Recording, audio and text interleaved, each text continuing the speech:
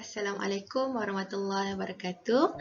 Bertemu lagi bersama dengan Cikgu Dini bagi membincangkan tentang tajuk yang lepas, iaitu apa? Kita belajar apa minggu lepas? Pembentukan apa? Pembentukan Malaysia. Malaysia. Sekarang ni kita akan bincangkan tentang pertama, pemasyhuran Malaysia. Kedua, negeri-negeri yang membentuk Malaysia. Ketiga, para pemimpin yang telah menyumbang jasa mereka dalam membentuk Malaysia. Dan yang keempat, usaha pemimpin untuk membentuk Malaysia. Dokumen pengisytiharan Malaysia. Pembentukan Malaysia telah berjaya dilaksanakan setelah melalui pelbagai proses rundingan seperti wujudnya jawatan kuasa perhubungan perpaduan kaum, Suruhanjaya Lok Kobok.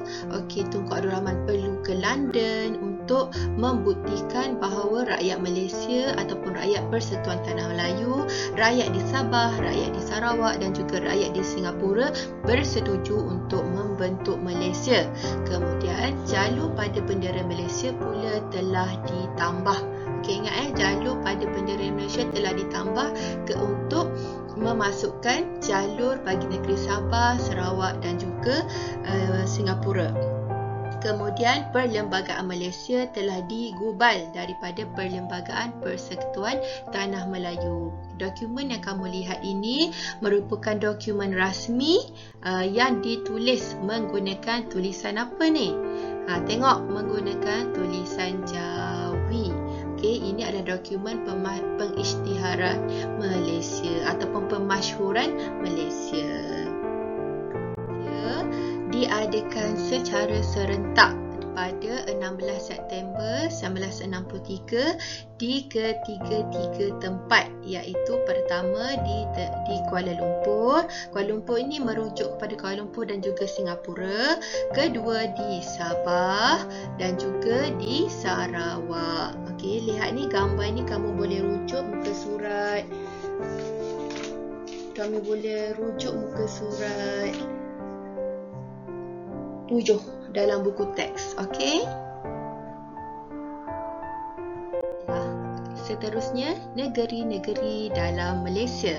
Yang pertama, jika kamu lihat di peta di sebelah kiri, kita dapat lihat Semenanjung Malaysia, manakala di sebelah kanan kita dapat lihat Borneo. Kawasan Borneo, iaitu di Semenanjung Malaysia dulu kita dapat lihat yang paling atas Perlis, Kedah, Kelantan, Pulau Pinang, Terengganu, Perak, Pahang, Selangor, Negeri Sembilan, Melaka, Johor dan Singapura. Manakala di sebelah Borneo, Sabah dan juga Sarawak. Ini merupakan negeri-negeri yang membentuk menjadi negara Malaysia.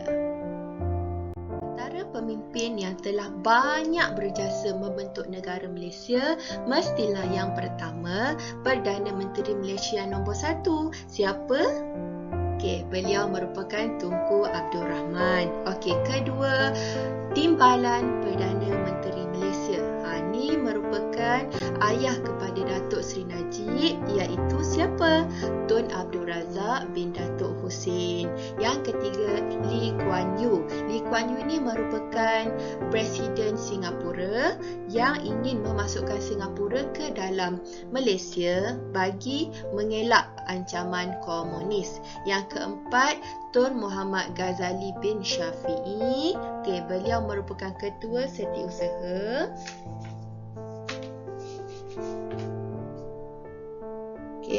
Tetap Kementerian Luar.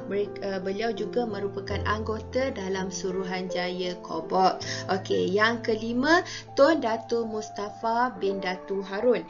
Beliau ini merupakan pengasas United Sabah National Organisation, telah menyokong pembentukan Malaysia ni. Beliau ini merupakan ahli jawatan kuasa perundingan perpaduan Malaysia, iaitu JPPM. Beliaulah yang merupakan orang yang ditugaskan untuk memberi penerangan tentang pembentukan Malaysia ni di Sabah. Kamu dapat lihat penerangan lebih lanjut tentang pemimpin-pemimpin yang telah banyak berjasa dalam membentuk Malaysia dalam muka surat 10 dekat buku teks. Okey, yang pertama Tunku Abdul Rahman, kedua Tun Abdul Razak bin Datuk Hussein. Ketiga, Lee Kuan Yew. Okey, kalau kamu tengok Lee Kuan Yew tu muka Lee Kuan Yew. Okey, beliau merupakan pemimpin utama Singapura yang menyokong pembentukan Malaysia untuk menghalang ancaman komunis. Okey, yang keempat, Tun Muhammad Ghazali bin Shafiq ini. Okey, tengok dia pegawai kanan kerajaan yang menjadi anggota dalam Suruhanjaya Kobok. Tengok muka dia. Handsome kan? Okey, kemudian Tun Datu Mustafa bin Datu Harun. Okey, beliau merupakan ahli jawatan kuasa perundingan perpaduan Malaysia dekat Sabah. Okey, beliau ni merupakan yang di-Pertua Negeri Sabah yang pertama.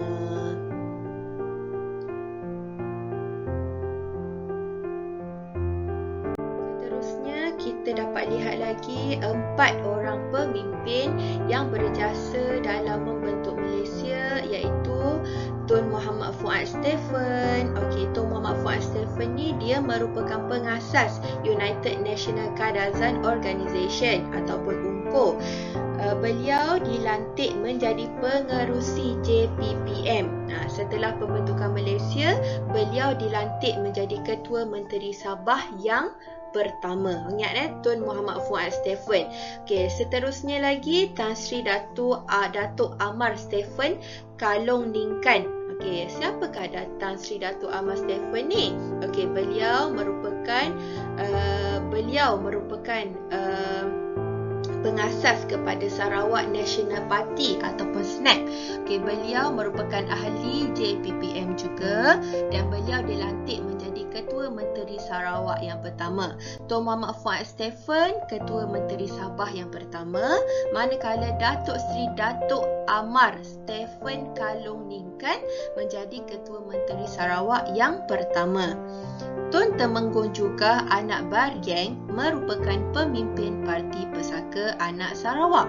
Okey, yang ni juga merupakan antara orang Sarawak yang memberi banyak sumbangannya dalam membentuk negara Malaysia. Antara tanggungjawab beliau adalah bagi mendapatkan sokongan penduduk Bumiputera untuk sokong Sarawak ni dia nak masuk dalam Malaysia. Beliau telah dilantik menjadi Menteri Persekutuan dan Menteri Hal Ehwal Sarawak selepas pembentukan Malaysia.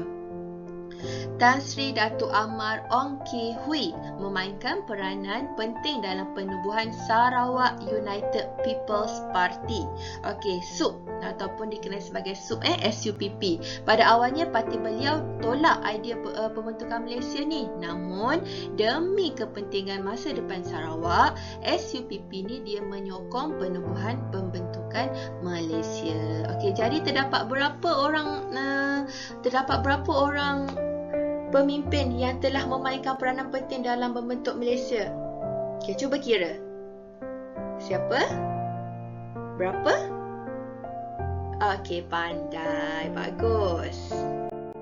Okey, pemimpin yang telah berjasa membentuk negara Malaysia yang cikgu telah bagi tahu tadi. Okey, cikgu ingatkan, cikgu ulang semula. Tun Muhammad Fuad Stephen, Tan Sri Datuk Amar Stephen Kalong Ningkan, Tun Temenggung juga Anak Baryeng, dan akhir sekali Tan Sri Datuk Amar Ong Ki Hui. Okey, ingat ya semua? Apakah usaha-usaha pemimpin dalam membentuk negara Malaysia ya? Siapa tahu? Okey, ayuh cikgu terangkan. Okey, pertama, pembentukan beberapa jawatan kuasa menunjukkan pemuafakatan antara pemimpin. Pemimpin-pemimpin ni dia bekerjasama walaupun berlainan kaum, berlainan bahasa ataupun berlainan tempat, negeri, tetapi mereka mewujudkan beberapa jawatan kuasa bagi menunjukkan kepada British bahawa kita sudah bermuafakat ataupun kita sudah dapat hidup harmoni bersama-sama walaupun berlainan kaum dan juga bangsa. Kedua, Rakyat telah diberikan peluang membuat keputusan untuk menyertai pembentukan Malaysia. Sebab itulah tugas Lord Coburg pergi pergi periksa sama ada rakyat di Sabah, Sarawak terima ke tak terima. Bukannya paksa, okey Sabah dengan Sarawak perlu masuk Malaysia sekarang. Bukan macam tu, tetapi pembentukan Suruhanjaya Lord Coburg tu, dia pergi, dilihat sama ada betul ke rakyat Sabah Sarawak ni nak masuk Malaysia. Okey, maksudnya di sini rakyat telah diberikan peluang untuk membuat keputusan. Okey, bukan hanya mengikut perintah. Ketiga, pembentukan Malaysia ni telah berjaya menyekat pengaruh komunis. Okay, apabila kita berjaya membentuk Malaysia, maksudnya kita ada sistem kita sendiri, kita ada sistem pemerintahan kita sendiri, kita ada sistem keselamatan yang sangat hebat. Jadi benda ni dapat menyekat pengaruh komunis daripada menular ataupun daripada semakin kuat. Okey. Keempat, pelbagai kaum dan etnik telah dapat disatukan dalam pembentukan Malaysia. Dekat Semenanjung, kita mempunyai tiga yang paling besarlah, tiga iaitu Melayu, Cina dan juga India. Namun, di Sabah dan Sarawak terdapat pelbagai jenis etnik, pelbagai jenis kaum yang dapat bersatu padu, sama-sama membentuk sebuah negara yang sangat hebat, sebuah negara yang aman, sebuah negara yang harmoni, iaitu Malaysia. Sebab itulah kita boleh kenal mereka, mereka boleh kenal kita. Sebab itulah kita dalam dekat sini, kalau ada sebarang isu, sebarang masalah, kita selesaikan dengan cara yang baik, dengan cara yang bagus. Bukannya duduk saling kutuk mengutuk, bukannya duduk saling bergaduh, tapi kita kena selesaikan dengan bijak bagi mengelakkan tercetusnya peperangan, tercetusnya pergaduhan, tercetusnya salah faham. Faham semua? Jadi, adakah kamu semua faham tentang tajuk yang cikgu terangkan tadi? Faham tak? Faham tak? Okey, pandai. Akhir sekali, cikgu nak kamu tengok dekat tugasan ini, kemudian sila salin semula soalan yang cikgu bagi, kemudian jawab dalam buku nota. Okey, boleh? Okey, selesai jawab, tolong ambil gambar, kemudian uploadkan dalam Google Classroom. Sekiranya kamu ada sebarang masalah, boleh terus PM Cikgu Dini lah. Okey, kalau kamu tak faham, boleh bagi tahu Cikgu Dini supaya Cikgu Dini boleh bantu apa yang kamu tak faham. Okey, kita jumpa lagi untuk next class. Okey, Cikgu Dini harapkan semua orang dapat buat yang terbaik. Okey, sekiranya ada sebarang masalah, boleh terus PM Cikgu Dini. Okey? Okey, kita jumpa lagi. Assalamualaikum warahmatullahi wabarakatuh. Bye.